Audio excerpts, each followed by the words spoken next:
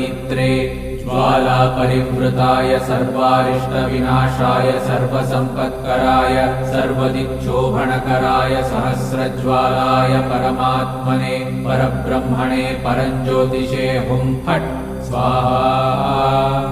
ॐ श्रीं ह्रीं ऐं क्लीं कृष्णाय गोविन्दाय गोपीजनवल्लभाय पराय परमपुरुषाय परमात्मने परकर्म मंत्र यंत्र तंत्रौषधास्त्र शस्त्राणि संहर संहर मृत्योर्मोचय मोचय आयुर्वर्धय वर्धय क्षिप्रारोग्यं च कुरु कुरु सर्वकार्यसिद्धिं कुरु कुरु।